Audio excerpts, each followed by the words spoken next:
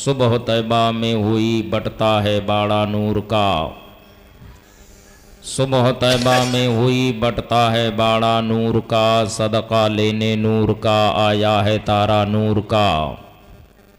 اور یا رسول اللہ میں گدا تو بادشاہ بھر دے پیالہ نور کا، میں گدا تو بادشاہ بھر دے پیالہ نور کا، نور دن دونا تیرا دے ڈال صدقہ نور کا۔ اور تیری نسل پاک میں ہے بچہ بچہ نور کا، تیری نسل پاک میں ہے بچہ بچہ نور کا، تو ہے عین نور تیرا سب گھرانہ نور کا۔ آئی بدعت چھائی ظلمت رنگ بدلا نور کا، آئی بدعت چھائی ظلمت رنگ بدلا نور کا، ماہ سنت مہر طلعت لے لے بدلا نور کا۔ اور تیرے ہی جانب رہا اے جان صحرا نور کا، تیرے ہی جانب رہا اے جان صحرا نور کا، بخت جاگا نور کا چمکا ستارہ نور کا۔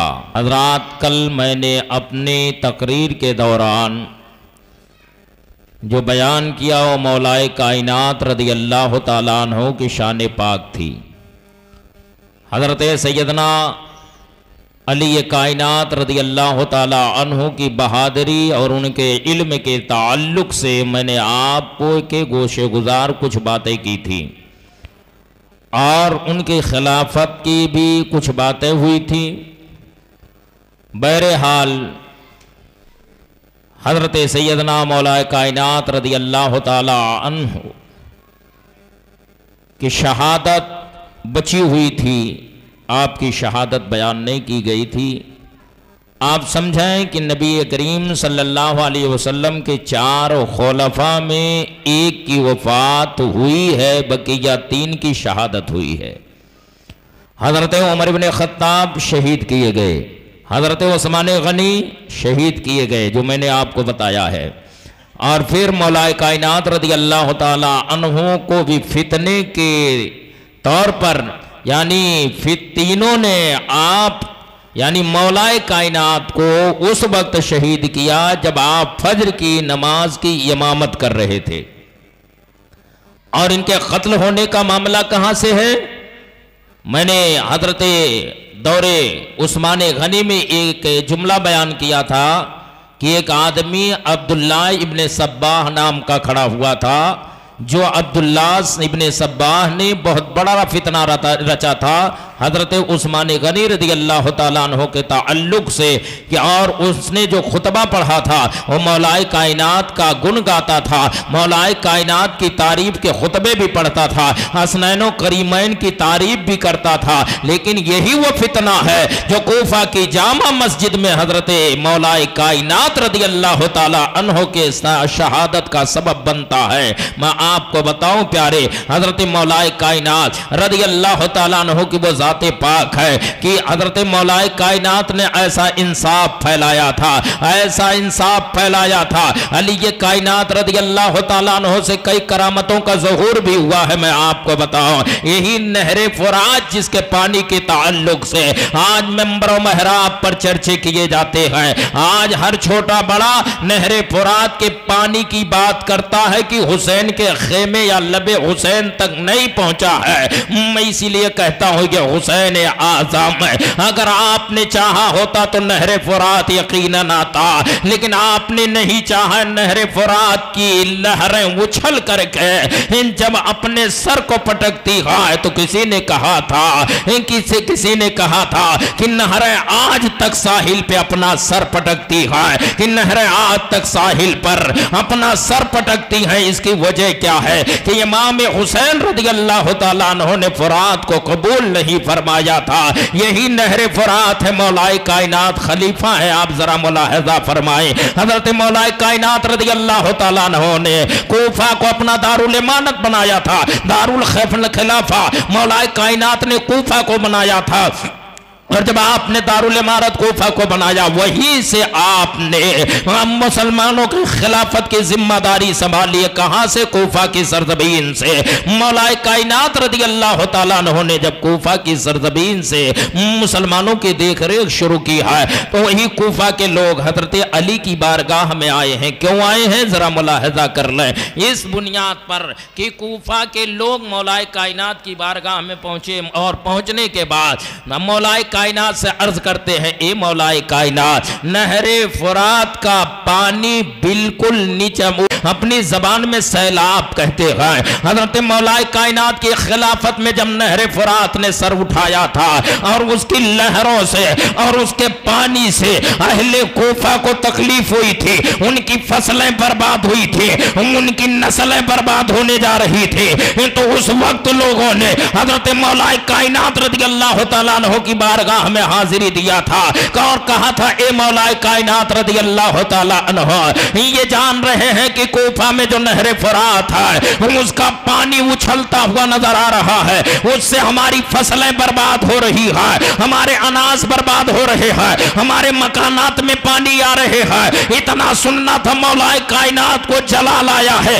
آپ نے اپنے عصائے مبارک کو اٹھایا ہے اور نہر فرات پہ قدم رکھا ہے اور ایک ضرب نہر فرات پر مولا کائنات نے لگایا ہے. ارشاد فرمایا نہر فرات سماٹ. مولا کائنات کی ضرب سے نہر فرات کا پانی ایک بالشت کم ہو جاتا ہے. پھر دوسری ضرب آپ نے لگایا ہے, پانی اور کم ہو گیا ہے. آپ نے کوفہ والوں سے پوچھا تھا اے کوفہ والوں کیا نہر فرات کو اسی پر رہنے دیا جائے؟ کوفہ والوں نے کہا بس اب اسی پر نہر فرات کو رہنا چاہیے. اور آج بھی تاریخ گواہ ہے کہ نہر فرات کا پانی کتنا بھی باڑھ آ جائے, کتنا بھی سیلاب آ جائے, لیکن جو نشان مولا کائنات نے اپنے دور خلافت میں لگایا تھا آج بھی پانی اس کے اوپر نہیں جاتا ہے, آج بھی پانی اس کے اوپر نہیں چڑھ رہا ہے. یہ نشان کس نے بتایا تھا؟ مولا کائنات نے بتایا تھا کہ پانی اپنے حد میں رہو. تو جس مولا کائنات نے پانی کو اس کی حد بتا دی ہو, پانی کو اس کی اوقات بتا دی ہو, مولا کائنات کی شان کیا رہی ہوگی. بہرحال حضرت مولا کائنات کی کرامتوں کو آپ نے سنا, آپ کی بہادری کو آپ نے سنا, آپ کے علم و فضل کو آپ نے سنا, آپ کے کمالات کو آپ نے سنا ہے. آپ ذرا اب ملاحظہ فرمائیں یہ سباہی فتنہ, آپ اس تاریخ کو اپنے ذہن میں رکھیں کیونکہ اگر تاریخ نکل گئی تو پورا معاملہ چوپٹ ہوگا, پورا معاملہ خراب ہوتا ہوا نظر آئے گا. میں نے بتایا تھا جب دور عثمانی یعنی خلافت عثمانیہ چل رہی تھی تو اس وقت ایک فتنہ اٹھا تھا عبداللہ ابن سباہ کا. عبداللہ ابن سبا نے ایسا فتنہ بویا تھا کہ وہی لوگ مولا کائنات کے خلاف بھی ہوئے, وہی لوگ مولا کائنات رضی اللہ تعالیٰ عنہ کے خلاف بھی پرچم کشائی کیا ہے, وہی لوگ مولا کائنات رضی اللہ تعالیٰ عنہ کے خلاف بھی نعرے لگائے. یہ کون لوگ ہیں؟ یہی سبا ہی فتنے والے ہیں. نام یاد رکھیے گا عبداللہ ابن سبا نے ان جتنا بڑا فتنہ بویا تھا. آپ اس کو سمجھائیں کہ جب یہ فتنہ عروج پر ہوا تو تین آدمی کھڑے ہوئے, کہا کہ ہم جو ہے, ایک نے کہا ہم مولا علی کو مار دیں گے, دوسرے نے کہا ہم موسیٰ اشعری کو مار دیں گے, یہ بھی گورنر تھے, تیسرے ملک شام کے گورنر امیر معاویہ تھے, تیسرا کھڑا ہو گیا کہا میں امیر معاویہ کے قتل کرنے کی ذمہ داری اٹھاتا ہوں. یہ تین لوگ نکل گئے, کہاں جا رہے ہیں؟ ایک ملک شام جا رہا ہے, ایک بصرہ جا رہا ہے اور یہ کوفہ آ رہا ہے. جو بصرہ جا رہا ہے وہ موسیٰ بن حضرت موسیٰ کو قتل کرنے جا رہا ہے, اور جو شام جا رہا ہے وہ امیر معاویہ کو مارنے جا رہا ہے, اور جو کوفہ آ رہا ہے وہ حضرت علی کائنات رضی اللہ تعالیٰ عنہ کے قتل کے لیے آ رہا ہے. لیکن آپ ذرا ملاحظہ فرمائے منظور قدرت جو تھی وہ ہوئی ہے کہ امیر معاویہ کا قاتل جو گیا تھا وہ ناکام ہو کر کے لوٹا, اور موسیٰ اشعری کا قاتل جو گیا تھا وہ ناکام ہو کر کے لوٹا. होता है, लेकिन ये जो अब्दुर्रहमान इब्न मुलजिम था, अब्दुर्रहमान इब्न मुलजिम ये पीछे नीयत बात कर हजरत अली के खड़ा हो गया। फजर की नमाज का वक्त था, हजरत इमाम अली मकाम हजरत वालिद गिरामी मौलाए कायनात रज़ी अल्लाह तआला अन्हु सो रहे थे। कब? रात की तारीकी में इमामुल अंबिया की ज़ाते गिरामी की हाजिरी होती है, इमामुल अंबिया हाजिर होते, हम भी यही तो कहते हैं या रसूल अल्लाह, सुना है आप हर आशिक के घर तशरीफ लाते हैं, हमारे घर भी हो जाए चिरागा या रसूल अल्लाह। ए अली अगर तू सो जाए तो मुस्तफा आ जाए। ए अली तेरी जात पे कुर्बान, तेरी अजमत पे कुर्बान, तेरे वकार पे कुर्बान, तेरी बुलंदी पर कुर्बान, तेरी अजमत पर कुर्बान, तेरी बरगज़ीदगी पर कुर्बान। ये अली सो जाए तो मुस्तफा आ जाए। हज़रत अली से इरशाद फरमाते, अली तुम बहुत जल्द मुझसे मिलने वाले हो। ये अली बहुत हो गया दुनिया में, अब मेरे करीब आने वाले हो, मेरे पास आने वाले हो। मौलाए कायनात सुबह हुई उठ जाते हैं, अभी फजर की आजान हुई है, मौलाए कायनात ने हसन को बुलाया है, हजरत हुसैन को बुलाया है, और बुलाने के बाद कहा मेरे बेटो अब मैं दुनिया में नहीं रहूंगा, ये मेरे लालो अब दुनिया में नहीं रहूंगा। इतना आपने कहा है। इमाम हुसैन चेहरा देख रहे हैं, हजरत इमाम हुसैन हसन अपने वालिद गिरामी मौलाए कायनात रज़ी अल्लाह तआला अन्हु का चेहरे पाक देख रहे हैं। और मौलाए कायनात ने इतना कहा, और कहने के बाद जो है अपना आसा लिया, लेने के बाद हजरत अली की आदत में से ये बात पाई जाती थी कि जब फजर की आजान हो जाती, आप मुसल्ले इमामत पर जाने से पहले यानी मस्जिद कूफा में जब आप जाते ना, तो जो रास्ते घरों में पड़ते सब घरों पर आप आवाज दे देते कि उठो नमाज का वक्त हो गया, उठो नमाज का वक्त हो गया। ये कौन है? ये मौलाए कायनात है, ये नबी करीम सल्लल्लाहु तआला अलैहि वसल्लम के चहीते खलीफा है। ये घरों पर आवाज देते जाते थे कि ये लोगों उठो फजर की नमाज अदा कर लो। आज भी हस्बे आदत आप घरों पर जा जा करके आवाज दे रहे हैं, ये लोगों उठो फजर की आजान हो गई, नमाज पढ़ो। और ये अब्दुर्रहमान इब्न मुलजिम बाहर खड़ा था, और मौलाए कायनात आगे आगे कूफा की जामा मस्जिद में घुसते हैं, और ये पीछे जाता तकबीर होती है, ये पीछे नियत बात करके खड़ा हुआ, अपने आस्तीन में खंजर रखा हुआ था, अपने आस्तीन में खंजर छुपाया हुआ था। और जैसे ही मौलाए कायनात ने नियत बांधी है, नियत जैसे आपने अल्लाह अकबर कह के बांधा, तब तक इसकी दो मुंह की तलवार थी, दो धारी तलवार जहर में इतनी बुझी हुई थी कि अगर किसी के वो जहर ऐसे जहर में तलवार को बुझाई गई थी कि अगर वो जहर खाली किसी के ऊपर गिरा दिया जाता तो उसकी चमड़ी कट करके जमीन पर गिर जाती थी। ऐसे जहर में तलवार बुझी हुई थी, और जब उस तलवार को मौलाए कायनात पे मारा है तो मौलाए कायनात के चेहरे पे वार लगा है, मौलाए कायनात के लब पे वार लगा है। 7 जख्म लगातार मौलाए कायनात को लग रहे हैं, और मौलाए कायनात रज़ी अल्लाह तआला अन्हु जमीन पर आए हैं। लोगों ने उठाया है, और उठाने के बाद कातिल को पकड़ा, कातिल पकड़ा गया। मौलाए कायनात ने कहा रुको, आपने पानी तलब फरमाया है, और पानी तलब फरमाने के बाद मैं इसीलिए कहता हूं ये प्यारे अली का घर है, ये नबी का घर है, और इनकी शान ये है कि भूखे रहते हैं औरों को खिलाने वाले, कैसे साबिर हैं मोहम्मद के घर आने वाले। हज़रात मौलाए कायनात जख्मों से चूर है, पानी मंगाया, प्यास की शिद्दत हुई, आपने पानी मंगाया ना, खादिम ला करके पानी पेश किया, हुजूर तो आप नोश फरमा ले। मौलाए कायनात ने जैसे ही पानी लगाया तो चंद खतरे जो हलक में उतरे थे, हल उसके बाद वो गिलास आपने वापस कर दिया, कहा मेरे कातिल को इसका पानी भी दे दो, मेरे कातिल को इसका पानी दे दिया जाए, वो पी ले। जरा मुलाहजा फरमाए अताए अली क्या है, माताए अली क्या है, नमाज शाते अली क्या है, आप इसको मुलाहजा फरमाए। आपने फरमाए मेरे कातिल को पानी पिला दिया जाए। मुसलमानों यही तो है हजरत अली, यही तो वो घर है कि जुल्म सितम सहने के बाद भी किसी पर जुल्म नहीं किया है, किसी पर जबर नहीं किया है, भूखे रहते हैं औरों को खिलाने वाले, کیسے صابر ہیں محمد کے گھرانے والے، ادھر تلواروں کا زخم مارنے والا ہے، ادھر پانی پیش کر رہے ہیں، پانی پی لو، ادھر آپ اپنا جھوٹا پلا رہے ہیں، جھوٹا دینے کے لیے آپ ارشاد فرما رہے ہیں۔ تب تک کسی نے کہا ایک قاتل علی یہ پانی پی لے، اس نے انکار کر دیا، کہا نہیں میں پانی نہیں پیوں گا، کیونکہ اس کو اتنی وحشت ہو گئی تھی، دہشت تھی کہ وہ پکڑا گیا تھا۔ اور قتل کس کا تھا؟ خلیفہ وقت کا تھا۔ قتل کس کا تھا؟ جس کے ہاتھ میں ذوالفقار حیدری چمکتی تھی۔ قتل کس کا تھا؟ حسین کے باپ کا تھا۔ قتل کس کا تھا؟ حسن کے باپ کا تھا۔ قتل کس کا تھا؟ داماد مصطفیٰ کا تھا۔ قتل کس کا تھا؟ حضرت فاطمہ کے شوہر کا تھا۔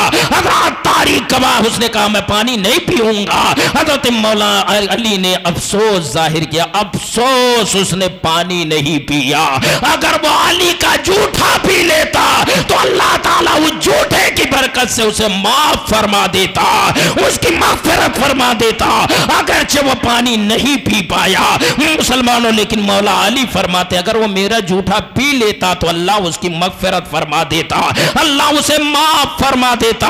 کتنی عطا ظاہر کر رہے ہیں حضرت مولا کائنات، حضرت مولا کائنات کتنا کرم کر رہے ہیں، حضرت مولا کائنات کتنا عطا کر رہے ہیں کہ مارنے کے بعد بھی جنت کی خواہش رکھ رہے ہیں کہ اسے جنت مل جائے، اللہ تعالیٰ اسے جہنم میں نہ لے جائے۔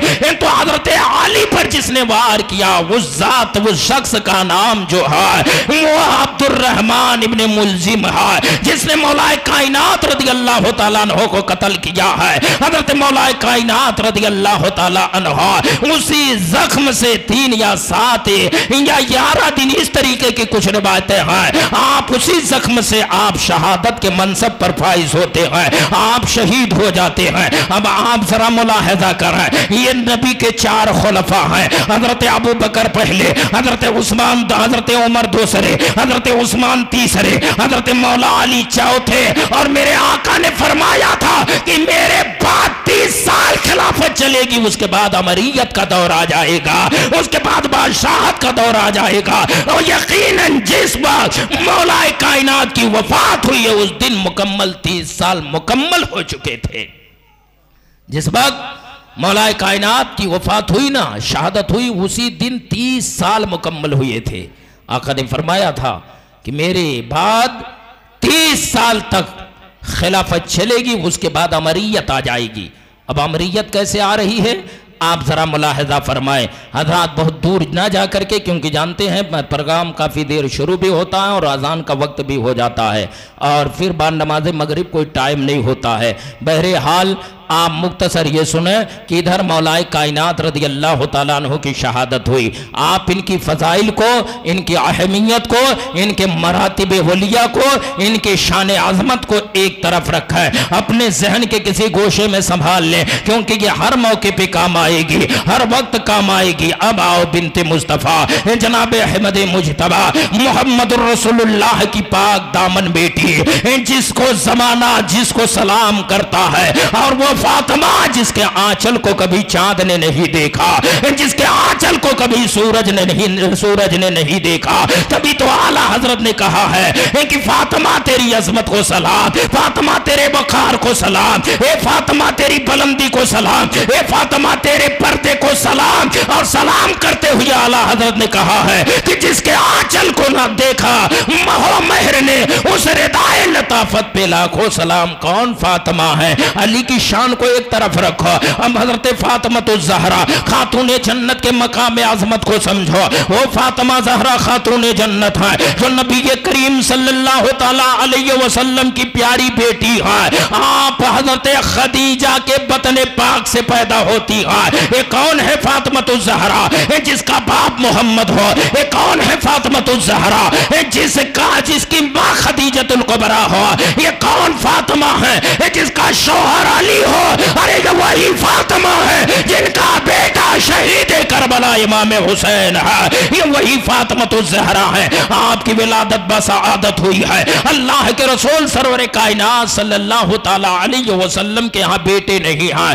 آج کچھ لوگ کہتے ہیں جب کفار مکہ نے کہا تھا کہ اے لوگوں محمد منقطع النسل ہے، یعنی نسل منقطع محمد کی ہو گئی ہے، محمد کی نسل نہیں چلے گی، محمد کی نسل اولاد سے نہیں چلے گی، بیٹوں سے نہیں چلے گی، کیونکہ نبی کریم صلی اللہ علیہ وسلم کے یہاں بیٹے نہیں تھے، لیکن اللہ تبارک و تعالیٰ نے ایک بیٹا نبی کو عطا فرمایا تھا، جس بیٹے کا نام نبی نے ابراہیم رکھا تھا، لیکن مشیت خداوندی کی بنیاد پر اللہ تبارک و تعالیٰ نے ان پر موت طاری فرما دیا۔ نبی کے پاس صرف بیٹیاں ہی بیٹیاں ہیں۔ اس کا تانا کفار نے مارا تھا کہ نبی وہ ہے جس کے پاس کوئی بیٹا نہیں ہے، نبی کے بعد نسل ختم ہو جائے گی، تو اللہ کے نبی غمگین ہوئے، اللہ نے سورہ کوثر نازل فرما دیا۔ اے میرے محبوب گھبراؤ نہیں، اِنَّا أَعْطَيْنَاكَ الْكَوْثَرَ، اے میرے مصطفیٰ اللہ آپ گھبراؤ نہیں، آپ پریشان نہ ہو، اگر بیٹا نہیں تو اللہ نے تمہیں کوثر عطا فرمایا ہے، بیٹا نہیں اللہ نے کوثر عطا فرمایا ہے۔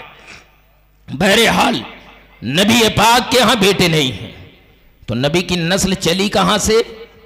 نبی کریم کی لوگوں کی نسل کہاں سے چلتی ہے؟ بیٹوں سے کی بیٹیوں سے؟ بیٹوں سے چلتی ہے۔ ہماری نسلیں چلیں گی بیٹوں سے، آپ کی نسلیں چلیں گی بیٹوں سے، آپ کی نسلیں ترقی کریں گی بیٹوں سے، لیکن قربان جاؤ امام الانبیاء پر کہ نبی کی نسلیں بیٹوں سے نہیں چلی ہے، نبی کی نسل چلی ہے تو بیٹی فاطمۃ الزہرا خاتون جنت سے چلی ہے، اور آج تک دنیا میں صبح قیامت تک سیدوں کا بول بالا رہے گا اور ہوتا رہے گا، زمانہ کہتا رہے گا تیری نسل پاک میں ہے، بچہ بچہ نور کا، تو ہے نے نور، تیرا سب گھرانہ نور کا۔ تو نبی کی نسل کہاں سے چلی؟ حضرت فاطمہ زہرا خاتون جنت سے چلی ہے۔ آپ ذرا خاتون جنت کو ملاحظہ فرمائے، حضرت خاتون جنت پیدا ہوئی، بڑی ہوئی، آپ کا نکاح اللہ کے رسول نے مولا کائنات رضی اللہ تعالیٰ عنہ سے فرمایا ہے۔ او مولا کائنات جس کی فضیلت، جن کی فضیلت آپ نے سماعت کیا ہے، او مولا کائنات جن کی عظمت آپ نے سماعت کیا ہے، او مولا کائنات جن کا وقار آپ نے سماعت کیا ہے۔ ہم آئیے فاطمۃ الزہرا کو دیکھا ہے، تاریخ اور حدیث کے الفاظ کو ہم پڑھتے چلائیں اور اس کا نچوڑ آپ سمجھتے چلیں۔ حضرت فاطمہ کون ہے؟ جب آپ ملاحظہ کریں گے تو فاطمہ نبی کی وہ بیٹی، خدیجہ کی وہ بیٹی جس نے اپنے زہد اور اپنے تقوی، اپنے سجدوں کی بنیاد پر اپنے رب کو ایسا راضی کر لیا ہے، ایسا راضی کر لیا ہے کہ دنیا کی وہ پہلی خاتون ہے جو جنت میں پہلے جا رہی ہے، دنیا میں جا رہی ہے، اور تمام عورتوں کی سردار جنت میں حضرت فاطمہ کو ٹھہرایا گیا۔ وہ فاطمۃ الزہرا ہے جو تمام جنتی عورتوں کی سردار رہیں گی، وہ نبی کی بیٹی ہے جن کے بال کو چاند بے نے نہیں دیکھا، جن کے بال کو سورج نے نہیں دیکھا۔ آؤ میں آپ کو فاطمہ کے حالات کو بتا دوں۔ حضرت فاطمہ کو اگر عبادت کی طرح سے دیکھو تو حضرت فاطمہ الزہرا خاتون جنت وہ ہیں کہ اگر عبادت کے تعلق سے حضرت فاطمہ کو دیکھ لیا جائے تو آپ کے عبادت کا معاملہ یہ ہے کہ حضرت فاطمہ رضی اللہ تعالی عنہا جب اللہ رب العزت کی بارگاہ میں اپنے سر کو سجدے میں رکھتی تھی تو اللہ تبارک و تعالیٰ کی بنائی ہوئی رات ختم ہو جاتی تھی، لیکن حضرت فاطمہ کا ایک سجدہ ختم نہیں ہوتا تھا، ایک سجدہ نہیں ختم ہوتا، اور اللہ کی بارگاہ میں عرض کرتی میرے خالق تو نے کیسی چھوٹی راتیں بنائی ہیں کہ تیرے نبی کی بیٹی دل کھول کے عبادت نہیں کر پاتی ہے،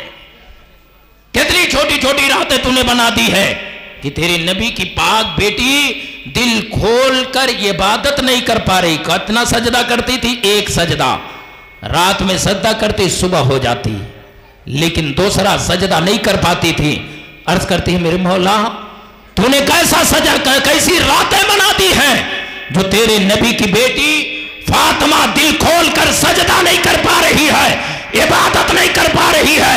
میں آپ سے پوچھنا چاہتا ہوں جس فاطمۃ الزہرا خاتون جنت رضی اللہ تعالی عنہا کے سجدے کا یہ عالم ہو، اس فاطمۃ الزہرا کا مرتبہ اپنے رب کی بارگاہ میں کیسا رہا ہوگا، شان کیسی رہی ہوگی، عظمت کیسی رہی ہوگی، وقار کیسا رہا ہوگا۔ یہ فاطمہ تبھی تو عبدالحی خان کہتا ہے تیرے ان آنچلوں کو سلام جن آنچلوں کو کبھی سورج نے نہیں دیکھا، کبھی چاند نے نہیں دیکھا، تیری میں فاطمہ تیرے وقار کو سلام، تیری عزت کو سلام، تیری عظمت کو سلام، تیری برکزیدگی کو سلام کہ جس کا آنچل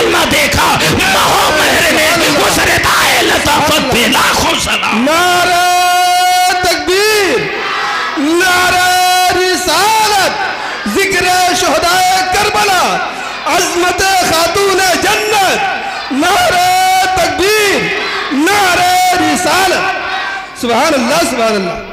اور ایک بہت بڑی بات میں آپ کو بتا دوں، بہت بڑی بات جو آپ کا ذہن شاید قبول نہ کرے، جو آپ کا ذہن شاید قبول نہ کرے، لیکن یہ حق ہے اور سچ ہے۔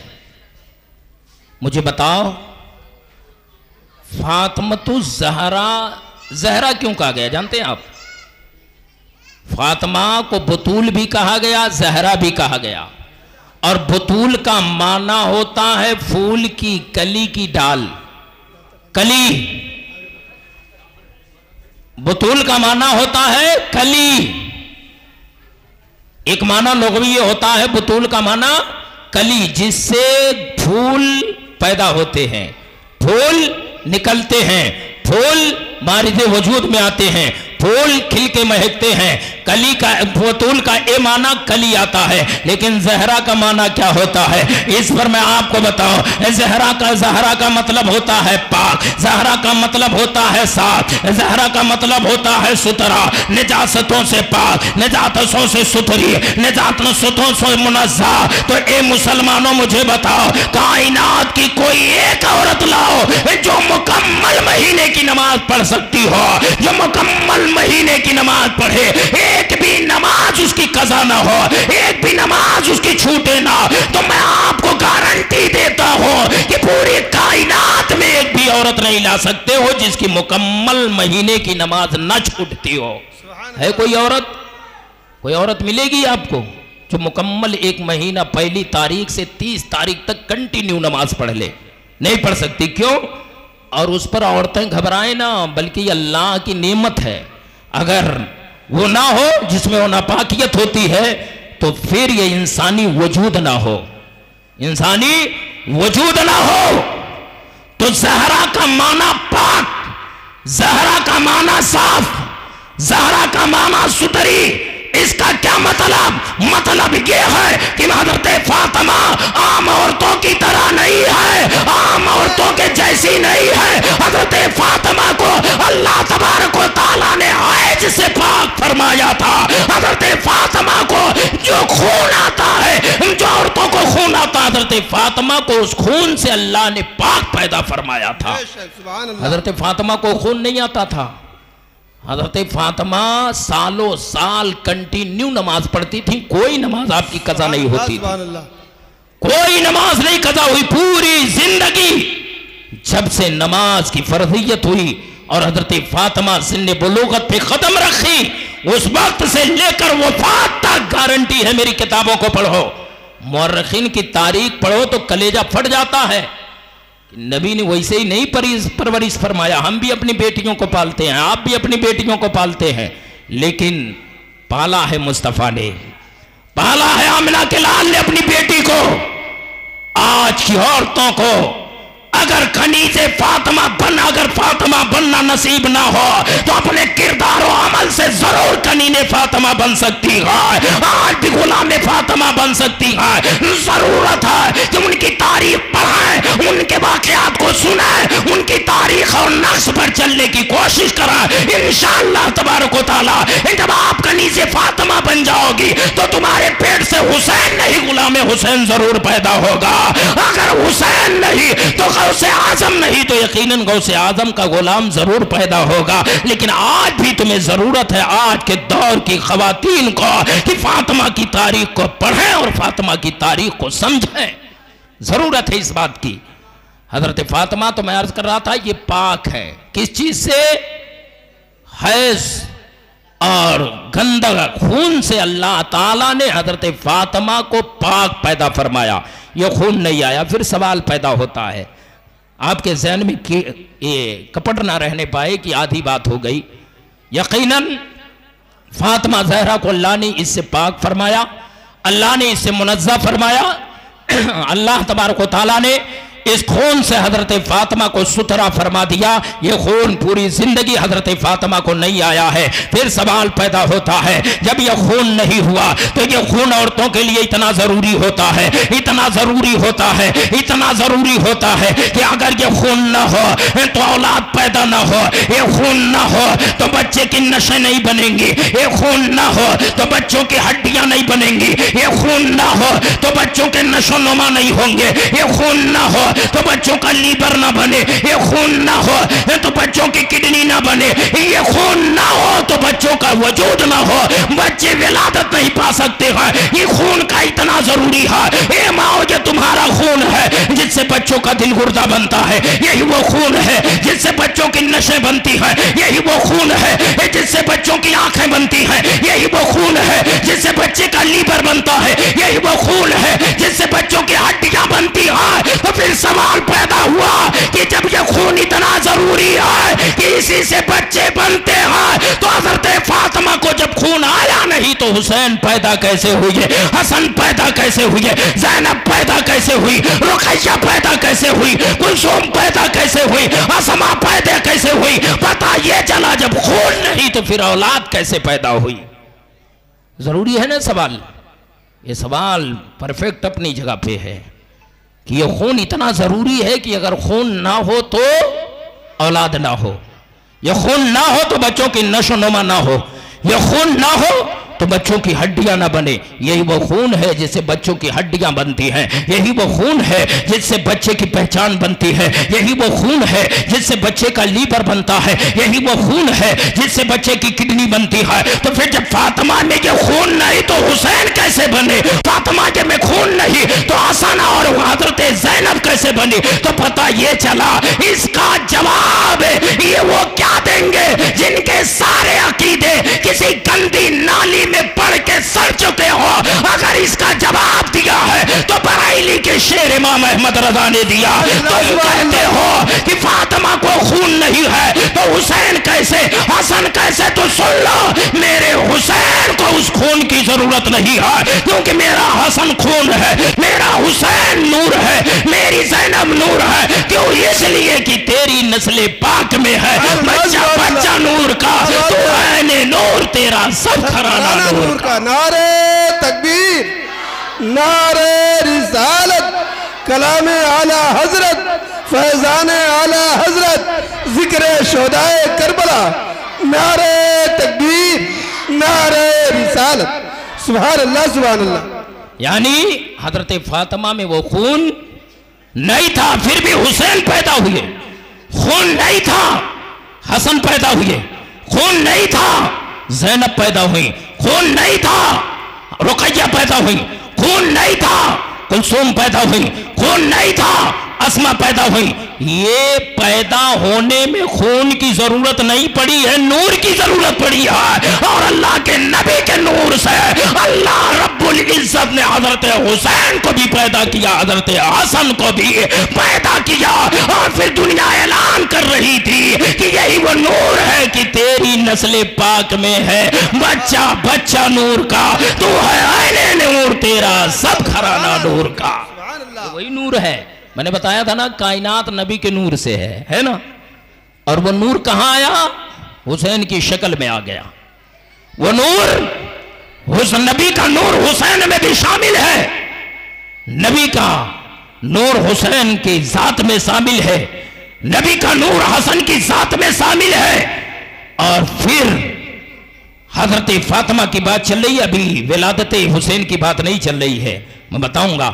تو ضروری ہوا، اعتراض کا جواب آپ کو مل گیا کہ وہ خون نہ ہوتے بھی ہوئے بھی اللہ تعالیٰ نے حسین کو پیدا کیا، حضرت حسن کو پیدا فرمایا ہے۔ اب آؤ دیکھیں ذرا فاطمہ کی شان کو ملاحظہ فرماؤ۔ مسلمانوں، آج میں اپنے عنوان پر اس طریقے سے مکمل گفتگو کروں گا، اور آپ سے بھی گزارش کروں گا آپ اپنے گھروں کی عورتوں کو بھی اس کی تنبیہ کرائیں کہ اگر تم فاطمہ نہیں بن سکتی ہو تو کنیز فاطمہ بن کر دکھا دو، اگر تم فاطمہ نہیں بن سکتی ہو تو فاطمہ کی غلام بن کر کے دکھا بتا دو فاطمہ نہیں بن سکتی ہو تو خادم فاطمہ بن جاؤ، فاطمہ الزہرا کی خادمہ بن جاؤ، انشاءاللہ تبارک و تعالیٰ تمہاری دنیا بھی کامیاب ہے، تمہاری آخرت بھی کامیاب ہے۔ بے شک بے شک۔ آپ دیکھیں حضرت فاطمہ الزہرا ہیں، فاطمہ زہرا، اور اصل میں آپ کو بتاؤں نا، فاطمہ ایک کرناٹکا میں تقریر کر رہا تھا جامعہ ٹیپو میسور میں،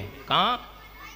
وہاں میں تقریر کر رہا تھا، تو کسی نے کہا، عالم صاحب تھے، انہوں نے کہا کہ اللہ تعالیٰ نے جنت کی حور سے زیادہ خوبصورت کسی کو پیدا ہی نہیں کیا ہے، جنت کی حور سے زیادہ کسی کو پیدا ہی نہیں کیا، کیونکہ حوروں کا معاملہ یہ ہے کہ اگر وہ دنیا کی طرف جھانک دینا تو ان کے حسن سے دنیا دیوانی ہو جائے، ان کے حسن سے لوگوں کے دلوں میں آگ لگ جائے۔ یہ جنت کی حور اتنی خوبصورت ہوں گے، تو حور کا چرچا کر رہے تھے اور کہہ رہے تھے کہ اتنی خوبصورت کہ دنیا میں کوئی خاتون اس سے زیادہ خوبصورت ہے ہی نہیں۔ میں نے ان سے کو پکڑا اور کہا حضرات آپ نے فاطمہ کا ذکر پڑھا ہی نہیں ہے، فاطمہ کو سنا ہی نہیں۔ اصل میں حضرت فاطمہ وہ آئے جن کے حسن کو کسی نے دیکھا ہی نہیں، اور ان کا اصلی چہرہ اللہ تبارک و تعالیٰ نے کسی کے سامنے لایا ہی نہیں ہے۔ حضرت فاطمہ اتنی خوبصورت تھی، اتنی حسین و جمیل تھی کہ مولا کائنات کہتے ہیں کہ میں نے 2 مرتبہ حضرت فاطمہ کو دیکھا ہے، جبکہ ان کی بیوی تھی۔ کون تھی؟ ان کی بیوی۔ اتنا حسن و جمال کی پہ کر حضرت فاطمہ تھی، دوسرا کیا بیان کرے گا جب فاطمہ کو دیکھا ہی نہیں ہے؟ فاطمہ کا چہرہ دیکھا نہیں کسی نے تو کیا ان کے حسن کی تعریف کرے؟ جب دیکھے، جب کسی چیز کو کوئی دیکھتا ہے نا تو پھر اس کی تعریف کرتا ہے، کسی چیز کو محسوس کرتا ہے تو پھر اس کی بات کرتا ہے، کسی چیز کو جب وہ جانتا ہے تو اس کی گفتگو کرتا ہے۔ فاطمہ کے بارے میں آپ نے کیا جانا ہے جب فاطمہ کو آپ نے دیکھا ہی نہیں ہے؟ نہ فاطمہ کے حسن کو دیکھا ہے، نہ فاطمہ کے کمالات کو دیکھا ہے، نہ فاطمہ کے کرامات کو دیکھا ہے، نہ فاطمہ کی عظمتوں کو دیکھا۔ یعنی حسن فاطمہ کو اللہ نے انسانوں سے چھپا رکھا تھا، اللہ تبارک و تعالیٰ نے حضرت فاطمہ کے حسن کو پردے میں رکھا تھا۔ اور جانتے ہو شادی کے بعد بھی آپ کے پردے کا حال یہ تھا کہ آپ اپنے مکان میں تھیں۔ کہاں تھیں؟ اپنے مکان میں۔ اللہ تعالیٰ کو بھی حضرت فاطمہ کے پردے پر اللہ رب العزت بھی حضرت فاطمہ کے پردے کی حفاظت فرماتا تھا۔ آنگن میں حضرت فاطمہ۔ اور آج تو ہمارے حالات یہ ہیں، چاہے ہمارے ہوں یا آپ کے ہوں، آج سر کھلا، بال کھلے، اور آج تو فیشن یہ ہے کہ اوڑھنے کا رواج بھی ختم ہے، لگ بھگ ختم۔ لیکن فاطمہ زہرا خاتون جنت، آنکھوں سے آنسو آتا ہے پیارو۔ حضرت فاطمہ الزہرا اپنے گھر کے آنگن میں ہے، اور چادر کون سی ہے؟ 72 پیوند لگے ہوئے ہیں، لیکن وجود فاطمہ اس پیوند والی چادر میں چھپی ہوئی ہے۔ 72 پیوند لگے ہوئے ہیں، اس کے بعد بھی ایسا چھپایا ہے دنیا سے اپنے آپ کو، ایسا چھپایا ہے کہ دنیا نے تصور نہیں کر پایا کہ فاطمہ الزہرا کا حسن کیسا تھا۔ دنیا کی نگاہوں کے سے پوشیدہ حضرت فاطمہ کا حسن رکھا گیا۔ 72 پیوند جس چادر میں لگے ہو، وہ چادر کو اوڑھ کر اپنے گھر کے آنگن میں کھڑی ہوئی، تو تھوڑی سی چادر سر کی، اللہ اور سورج کی کرنیں تیز تھی، تیز دھوپ تھی، حضرت فاطمہ کی چادر آہستہ سے سر کی، بال کھل گئے۔ اللہ نے سورج کو حکم دیا، اے بادلو، اے بادلو، تم سورج کے سامنے آ جاؤ۔ کیوں آ جائیں؟ اس لیے کہ حضرت فاطمہ اپنے گھر کے آنگن میں ہے، ان کے بال سے ان کی چادر گر گئی ہے، تم سورج کی کرنوں کا سایہ کر لو، اور ایسا نہ ہو کہ سورج کی کرنیں فاطمہ الزہرا کے کھلے بالوں پہ پڑ سکا۔ اس لیے اللہ تعالیٰ نے جب بندہ اپنے آپ پہ اپنی حفاظت کرتا ہے تو رب العزت غیب سے اس کی حفاظت کرتا ہے۔ جب بندہ اپنے آپ گناہوں سے بچتا ہے تو اللہ اس کو گناہوں سے بچاتا ہے۔ جب بندہ اپنے آپ غلط قدم پر نہیں اٹھاتا تو اللہ اس کے قدموں کو اٹھنے نہیں دیتا ہے۔ فاطمہ کا بال کھلا تھا، اللہ نے کہا بادلو سایہ کر لو، کہیں فاطمہ کے بال پر سورج کی کرنیں نہ پڑے۔ جب اس روایت پر اعلیٰ حضرت کی نظر پڑی ہے تو پکار اٹھے کہ جس کا آنچل نہ دیکھا مہو مہر نے، اس ردائے لطافت پہ لاکھوں سلام۔ یعنی سورج کو بھی حکم ہو گیا کہ آج سورج اپنی کرنیں فاطمہ کے بال پہ مت ڈال، بادل سے سایہ کر دیا گیا۔ وہ فاطمہ، آخری بات بتا دوں کیونکہ ٹائم کافی گزر گیا ہے، حضرت فاطمہ الزہرا جن کے پردے کا حال یہ تھا نا کہ یہودی عورتوں نے آپ کو دعوت پیش کیا۔ کہاں گئی یہودی عورتیں؟ کیونکہ نبی کی ایک سنت یہ ہے دعوت کا قبول کرنا، دعوت کسی کا انکار نہ کیا جائے، کسی کی دعوت کا انکار نہ کیا جائے، اور ہمارے اسلاف نے ایسا کر کے ہمیں بتایا ہے۔ آج ہمارے اندر یہ عادتیں ہیں، اگر کوئی امیر آئے تو ہم دعوت قبول کرتے ہیں، کوئی غریب آ جائے تو لوگ دعوت سے مکرتے ہیں اور منکر ہوتے ہیں، نہیں جاتے ہیں۔ لیکن چاہے وہ امیر ہو چاہے وہ غریب ہو، اگر دعوت پیش کر رہا ہے تو اس کی دعوت کو قبول کرنا امام الانبیاء کی سنت ہے، تاجدار انبیاء کی سنت ہے، امام الانبیاء کی سنت پاک ہے۔ یہودی عورتیں اپنے آپ میں پلان بناتی ہیں کہ آج فاطمہ بنت محمد کو چڑھایا جائے گا، آج فاطمہ بنت محمد کو رلایا جائے گا، آج فاطمہ بنت محمد کو ہم چڑھائیں گے مل کر۔ مطلب کیا تھا؟ مطلب یہ تھا کہ حضرت فاطمہ کے پاس کوئی نیا لباس نہیں ہے، حضرت فاطمہ کے پاس کوئی چمکیلا لباس نہیں ہے، حضرت فاطمہ کے پاس ایسے لباس نہیں ہے جس سے وہ لوگوں میں دعوت کھانے جا سکا ہے۔ اس لیے چلو، محمد عربی کی عادت یہ ہے کہ وہ دعوت کو رد نہیں فرماتے ہیں، ہم فاطمہ کی دعوت لے لیتے ہیں، اور جب فاطمہ ہماری دعوت میں آئیں گی تو ہم ان کے کپڑے کو دیکھ کے ہنس لیں گے، ان کے کپڑے کو دیکھ کے چڑھائیں گے، ان کے کپڑے کو دیکھ کر مذاق اڑائیں گے۔ اتنا کہنا تھا۔ یہودی عورتیں، چند عورتیں امام الانبیاء کی بارگاہ میں گئی ہیں، کہا یا رسول اللہ، اے محمد بن عبداللہ، کہا معاملہ کیا ہے؟ نبی نے فرمایا فرمائیے۔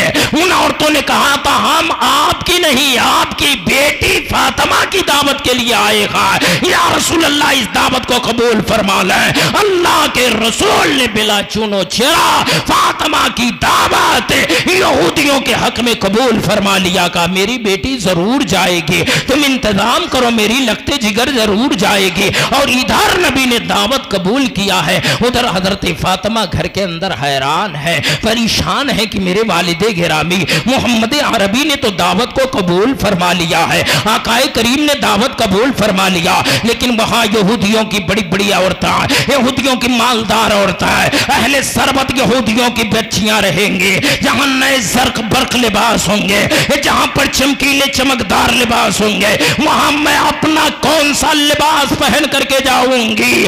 یاد رکھو مسلمانوں، فانوس بن کے جس کی حفاظت ہوا کرے وہ شمع کب بجھے جسے روشن خدا کرے۔ ارے جس کی عزت و عظمت کی حفاظت اللہ کر رہا ہو، کائنات میں دم نہیں ہے کہ اس کا مذاق اڑایا جا سکے۔ کائنات اپنے گھٹنوں کو ٹیک سکتی ہے، لیکن جو اللہ پر راضی ہو، رسول اللہ پر راضی ہو، جس کی حفاظت اللہ کر رہا ہو، اس کا تم مذاق نہیں اڑا سکتے ہو۔ وقت آئے گا تم خود مذاق بن کے رہ جاؤ گے، تم خود مذاق بن کے رہ جاؤ گے۔ بہرحال انہوں نے پلان بنایا کہ ہم فاطمہ الزہرا کو چڑھائیں گے، ہم فاطمہ زہرا کو رلا دیں گے۔ جب وہ چڑھیں گی نا اپنے آپ پر، جب شرم کریں گی تو آنکھوں سے آنسو گرے گا۔ اس انتظار میں یہ لوگ ہیں، اور ادھر فاطمہ گھر کے اندر پریشان ہیں۔ نبی کریم دیکھے کہ فاطمہ پریشان ہے، اندر گئے اور جانے کے بعد کہا بیٹی فاطمہ پریشان کیوں ہو؟ کہا ابا حضور آپ نے تو یہودیوں بچیوں کی دعوت کو قبول فرما لیا ہے، آپ نے یہ نہیں سوچا کہ میری بیٹی فاطمہ کے پاس کوئی لباس ہے کہ نہیں ہے، کوئی صحیح ڈھنگ کی چادر ہے کہ نہیں ہے، کوئی ڈھنگ سے اوڑھنے والی چادر ہے کہ نہیں ہے۔ مسلمانوں سنو، وہ نبی کی ایسی بیٹی جس نبی کے قبضے میں اللہ نے کائنات کو رکھ دیا ہو، اور دنیا اعلان کر رہی ہو کہ مالک کونین ہے، وہ پاس کچھ رکھتے نہیں، دو جہاں کی نعمتیں ہیں خالی ان کے ہاتھ میں، اور میرے کریم سے گر قطرہ کسی نے مانگا دریا بہا دیے ہیں، دروے بہا دیے ہیں۔ ایسے پیغمبر کی بیٹی پرانا لباس پہن کر گھر کے اندر پریشان ہے۔ نبی نے فرمایا بیٹی پریشان نہ ہو۔ کہا ابا اگر پریشان نہ ہوں تو کیا کروں؟ یہودی مذاق اڑائیں گے، میرا مذاق اڑائیں گے تو میں برداشت کر لوں گی، آپ کا مذاق اڑائیں گے کہ اتنے بڑے نبی کی بیٹی بے لباس، ایسا لباس کہ جس کے پاس صحیح ڈھنگ کا لباس نہیں، آپ کا مذاق اڑائیں گے، میں کیا کروں گی؟ میرے آقا نے فرمایا بیٹی اسلام لباس سے نہیں کردار سے پھیلا ہے، اسلام لباس سے نہیں اسلام کردار سے پھیلا ہے۔ اور یہ بیٹی اگر تمہارے باپ محمد نے دعوت لے لی ہے تم اسی لباس میں جاؤ جو لباس تم گھر کے اندر پہنا کرتی ہو۔ اللہ کے رسول نے اتنا فرمایا نا۔ حضرت فاطمہ الزہرا خاتون جنت رضی اللہ تعالی عنہ جب نبی فرما دے تو حضرت فاطمہ کی خوشی کا ٹھکانہ نہ ہو۔ حضرت فاطمہ نے کہا ابا حضور ضرور جاؤں گی اور اسی لباس میں جاؤں گی، آپ فکر نہ کریں میں جاؤں گی۔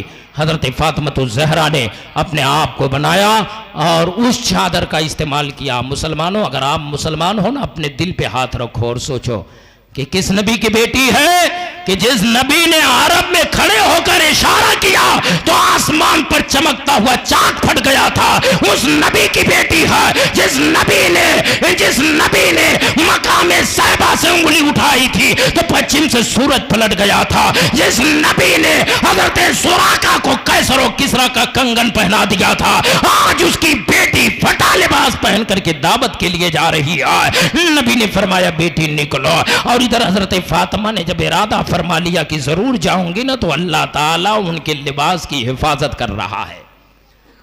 ان کا لباس ایسا ہوا کہ حضرت فاطمہ کو خبر تک نہیں ہے کہ میرا لباس کیسا ہے۔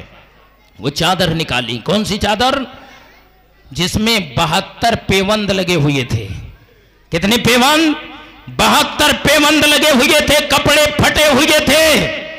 حضرت فاطمہ الزہرا نے اسی چادر کو زیب تن فرمایا ہے۔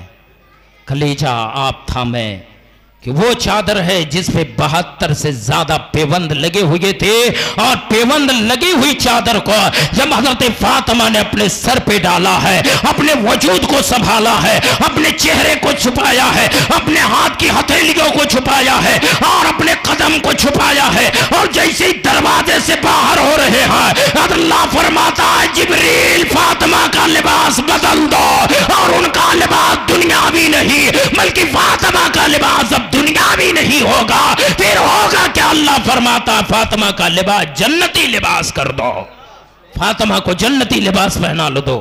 تو ظاہراً حضرت فاطمہ کی نظر میں نہ پہنی کیا ہے؟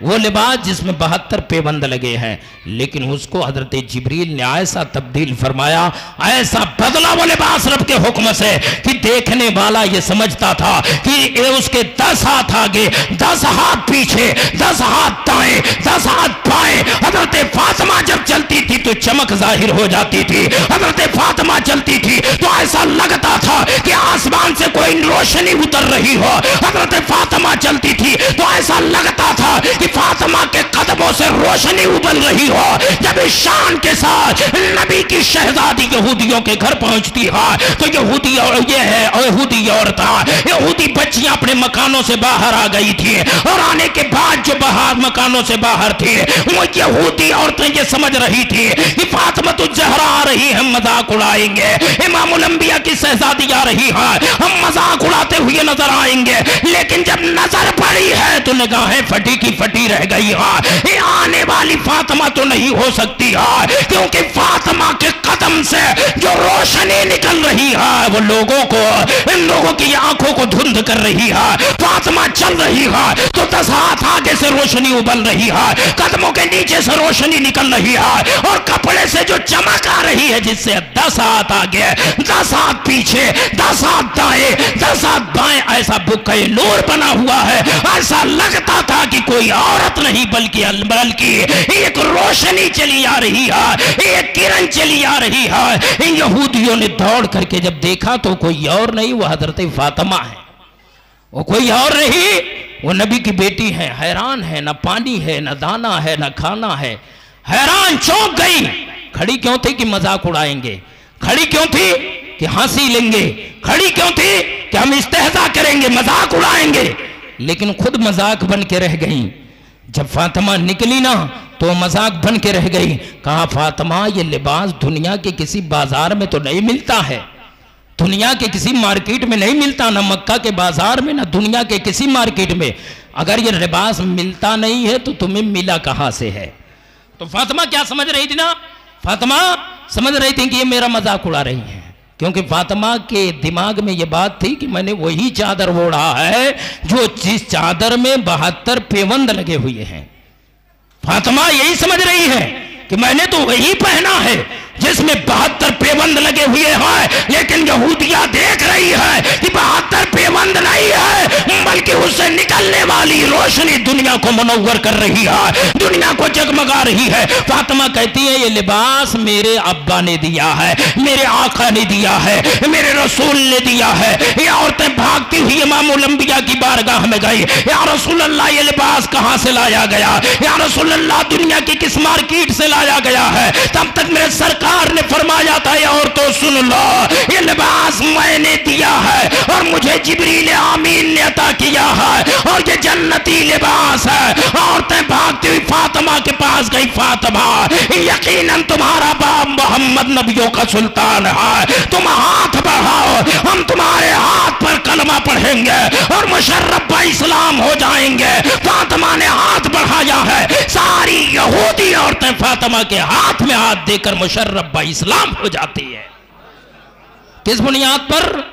صرف لباس کی بنیاد پر، کہ فاطمہ کا لباس ایسا تھا۔ اور تو ہماری بہنوں آج بھی اپنے آپ کو سنبھالو، آج بھی ضرورت ہے دور فاطمی کی، آج بھی ضرورت ہے انداز فاطمی کی، آج بھی ضرورت ہے کردار فاطمی کی، آج بھی ضرورت ہے انداز فاطمی کی۔ اگر ہماری ہر بہن بیٹی کنیز فاطمہ بن جائے تو قسم خدا کی آج میں بھی، آج کے دور میں بھی صلاح الدین ایوبی کا غلام ان کے پیٹ سے پیدا ہوگا، آج بھی غوث اعظم کا ایک غلام ان کے پیٹ سے پیدا ہوگا، اور پھر اعلان کرتا رہے گا کہ گردن میں ہاتھ ڈالے ہیں ماہو نجوم بھی، گزرا ہے ان ہاتھوں سے مسلمہ کبھی کبھی۔ یہ وہ فاطمہ ہے، میں آپ کو بتاؤں کہ حضرت فاطمہ الزہرا وہ خاتون ہے نا کہ حضرت فاطمہ الزہرا کے لیے انعام ہے کہ انہوں نے اپنی زندگی میں اپنے رب کو راضی کر لیا، اپنے رسول کو راضی کر لیا، اپنے محبوب کو راضی کر لیا۔ اور جو اللہ جس سے جس کا رسول راضی ہو جائے، جس سے جس کا اللہ راضی ہو جائے، تو اس کا مقام یہ ہوتا ہے کہ خود ہی کو کر بلند اتنا کہ ہر تدبیر سے پہلے خدا بندے سے خود پوچھے بتا تیری رضا کیا ہے۔ یہ آواز آنے لگتی ہے تو حضرت فاطمہ نے اپنے رب کو بھی راضی کیا، اپنے رسول پاک کو بھی راضی کیا۔ لیکن آؤ ذرا فاطمہ کی ایک بات اور میں بتا دو پیارے، کہ یہی فاطمہ الزہرا جنہوں نے اپنے آپ کو پردے سے چھپایا، یہی فاطمہ الزہرا جنہوں نے دنیا میں اسلامی زندگی کو اپنایا، جنہوں نے دنیا میں رسول اعظم کے احکام پر عمل کیا، جنہوں نے دنیا میں رسول اعظم کی تربیت کو حاصل کیا، یہ فاطمہ عورتوں سن لو، عام عورت گزرے کی میدان محشر سے کسی کو کوئی خبر نہیں ہوگی، لیکن جب فاطمہ کا گزر میدان محشر میں ہوگا تو منادی پہلے اعلان کرے گا اے اہل محشر اپنی نگاہوں کو نیچی کر لو کہ نبی کی بیٹی فاطمہ کا گزر ہونے والا ہے۔ اہل محشر اپنی نگاہوں کو نیچی کر لیں گے، اس نیچی نگاہوں کی چھاؤں میں اگر کوئی ذات گزرے گی نا تو وہ نبی کی بیٹی فاطمہ کی ہوگی، امام الانبیاء کی بیٹی کی ذات ہوگی جو گزر جائے گی۔ بہرحال آپ جب علی کے فضائل کو سن لیے، فاطمہ کے فضائل کو، زید و تقویٰ کو، پردے کو سن لیا، تو اب آپ سنیں جب شوہر اتنا پرہیزگار ہو، اتنا متقی ہو، اتنا علم و فضل کا باب ہو، اور ماں اتنی پرہیزگار ہو، اتنی فضیلت والی ہو، اتنی اہمیت کی حامل ہو، تو ان دونوں کے ملنے سے جو بیٹا یا جو بیٹی مارج وجود میں آئیں گے وہ یقیناً امام حسین کی ذات پاک ہوگی، امام حسن کی ذات پاک ہوگی۔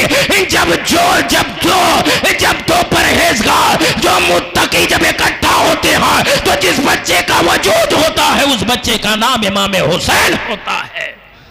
حضرت امام حسین رضی اللہ تعالی عنہ حضرت علی کے شہزادے ہیں، وہ حضرت فاطمہ الزہرا خاتون جنت کے بطن سے ہیں، جس کی ماں اتنی پرہیزگار ہو، جس کا باپ اتنا عبادت گزار ہو، اتنا متقی ہو، اتنا پرہیزگار ہو، تو اس ماں باپ کے وجود سے جو پھول کھلتا ہے نا اسی پھول کو حسین کہتے ہیں، اسی پھول کا نام حسین کہتے ہیں، اور اسی پھول کو میرے سرکار نے فرمایا ہے الحسین و ریحانۃ الجنہ، حسین جنت کا پھول ہے، اور اسی پھول کی بنیاد پر نبی صبح بھی سونگھ رہے ہیں، شام میں بھی سونگھ رہے ہیں، نبی خوشبو محسوس کرتے۔ کسی نے پوچھا تھا یا رسول اللہ آپ حسین کو چومتے ہیں نہیں سونگھتے ہیں؟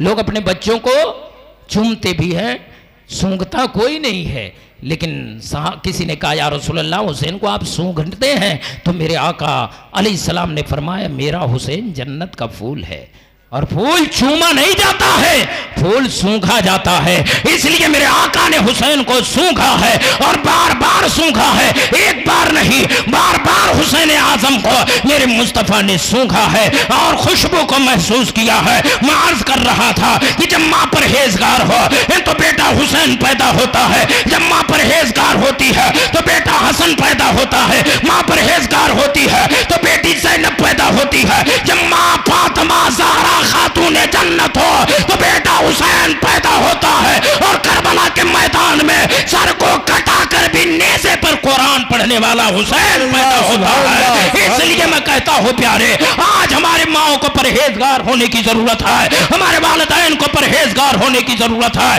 کیونکہ جب ماں باپ پرہیزگار ہوں گے تو بیٹا بیٹی بھی پرہیزگار ہوں گے، جب ماں باپ زہد و تقویٰ والے ہوں گے تو بیٹا بیٹی بھی زہد و تقویٰ والے ہوں گے۔ آپ کہو گے کوئی تاریخ ہے، میں کہوں گا یقیناً میرے پاس تاریخ ہے، پڑھو تاریخ اسلام کو کہ اگر ماں فاطمہ الزہرا ہو تو بیٹا حسین پیدا ہوتا ہے، ماں فاطمہ ام الخیر ہو تو بیٹا غوث اعظم پیدا ہوتا ہے، ماں فاطمہ ہو تو بیٹا عبد القادر پیدا ہوتا ہے، اور ماں پرہیزگار ہو تو بیٹا خواجہ معین الدین چشتی پیدا ہوتا ہے، ماں پرہیزگار ہو تو بیٹا صابر پاک پیدا ہوتا ہے، ماں پرہیزگار ہو تو بیٹا نظام الدین اولیاء پیدا ہوتا ہے، ماں پرہیزگار ہو تو بیٹا محبوب الہی دہلی پیدا ہوتا ہے، ماں پرہیزگار ہو تو بیٹا امام احمد رضا خان پیدا ہوتا ہے، ماں پرہیزگار ہو جائے تو بیٹا مفتی اعظم ہند پیدا ہوتا ہے، ماں پرہیزگار ہو تو بیٹا تاج الشریعہ پیدا ہوتا ہے، اور ماں پرہیزگار ہو تو بیٹا نظام الدین پیدا ہوتا ہے۔ اور پوری دنیا میں اعلان کرتا ہے کیا ملک سخن کی شاہی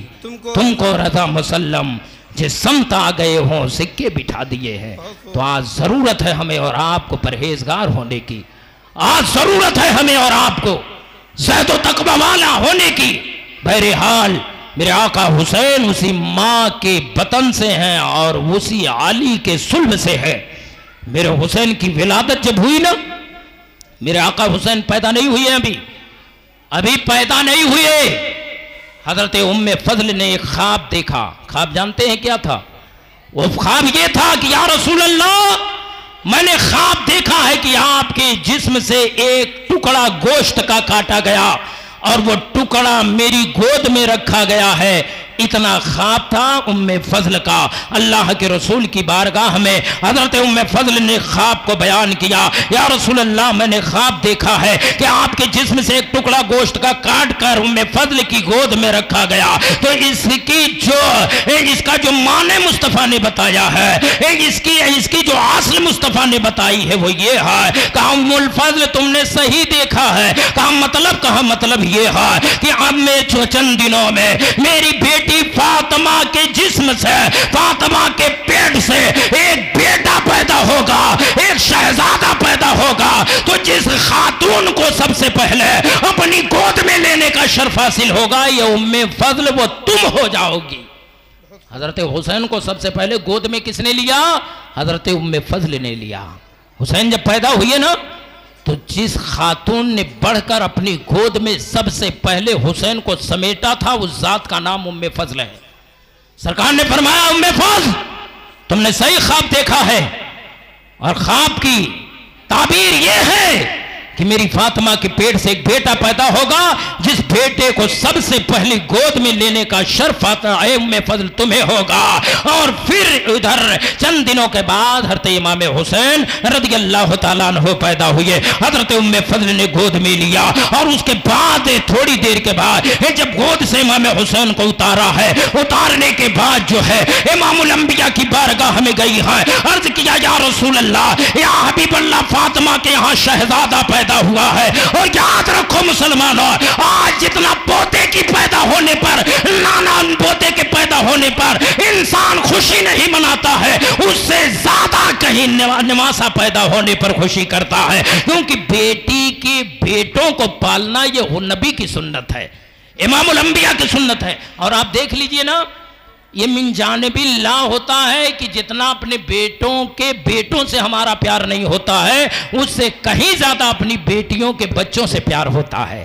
یہ آپ اگر کہیں کیوں، تو اس کی وجہ یہ ہے کہ یہ من جانب اللہ ہے، اور میرے سرکار نے ایسا کر کے دنیا کو بتا دیا ہے، رسول اللہ نے ایسا کر کے دنیا میں بتا دیا ہے۔ بہرحال حضرت ام فضل ہے، ادھر فاطمہ کے پیٹ سے حضرت حسین کی ولادت ہو رہی ہے، ادھر حضرت ام فضل نبی کی بارگاہ میں کھڑی ہے، کہا یا رسول اللہ، حضرت فاطمہ کے پیٹ سے ایک بچہ پیدا ہوا ہے۔ اللہ کے رسول نے مسکرایا، اور مسکراہٹ کیسی تھی تو اعلیٰ حضرت نے کہا، یوں مسکرائے جان سی کلیوں میں پڑ گئی، یوں لب کشا ہوئے کہ گلستہ بنا دیا۔ نبی مسکرانے لگے، تب تک اللہ نے جبریل کو بھیجا، کہا جبریل میرا نبی مسکرا رہا ہے، میرا آقا مسکرا رہا ہے، جاؤ کربلا جاؤ، کربلا سے مٹی لے لو، اور مٹی لے کر میرے مصطفیٰ کی بارگاہ میں جا چلے جاؤ۔ حضرت جبریل کربلا گئے، کربلا سے مٹی لیا۔ یہ 9 بج گئے ہیں، انشاءاللہ ختم تقریر۔ حضرت ام فضل نے جیسے نبی سے کہا، اللہ نے فرمایا کہ جبریل کربلا جاؤ اور کربلا سے مٹی لے لو، میرے سرکار کو دے دو۔ جبریل کربلا گئے، مٹی لیا، نبی کی بارگاہ میں آئے۔